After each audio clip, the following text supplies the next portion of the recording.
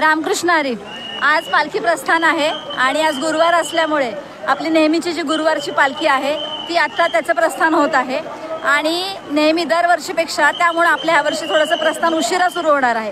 साधारण 6 ते 6:15च्या दरम्यान आपण सगळ्या आपल्या ज्या दिंड्या आहेत या आतमध्ये घ्यायला सुरुवात करणार आहोत आणि 8 वाजता आपलं पालखी प्रस्थान होणं अपेक्षित आहे. त्यामुळे सगळ्यांनी सहकार्य करावं. या पालखीच्या दरम्यान पालखी निमित्ताने आपल्या सोबत खेड तालुक्याचे लाडके आमदार बाबाजी शेठ काळे आहेत. काय सांगाल, काय भावना आहात आज प्रस्थान सोहळा? आज खऱ्या अर्थानं माऊलींच्या पालखीचं प्रस्थान पंढरपूरकडे होत आहे. या निमित्तानं या तालुक्याच्या मतदारसंघाचं नावच खेड आळंदी आहे आणि माऊलींची संजीवन समाधी आहे. त्या माऊलींच्या कृपेनेच मी एक वारकरी संप्रदायाला जोडलेला कार्यकर्ता, या तालुक्याचं वारकऱ्यांच्या आशीर्वादानं, माऊलीच्या आशीर्वादानं मी आमदार झालो आहे. आज मला मनस्वी आनंद आहे की आमदार म्हणून पालखी प्रस्थान सोहळ्याला मला या ठिकाणी उपस्थित राहण्याचा योग आला.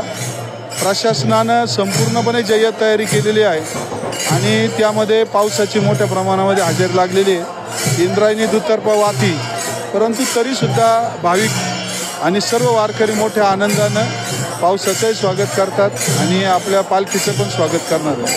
आपण त्यांना विचारा, दादा काय सांगाल, काय वैष्णवांचा मेळा भागवत पताका ही घेऊन, भागवत धर्म घेऊन पंढरपूरच्या दिशेने विठोबरायाच्या दर्शनासाठी निघालेला आहे. आज माऊलींची पालखी आज प्रस्थान होते. आम्हाला मनापासून या आपल्या परंपरेचा, आपल्या सगळ्या वारकऱ्यांचा अभिमान.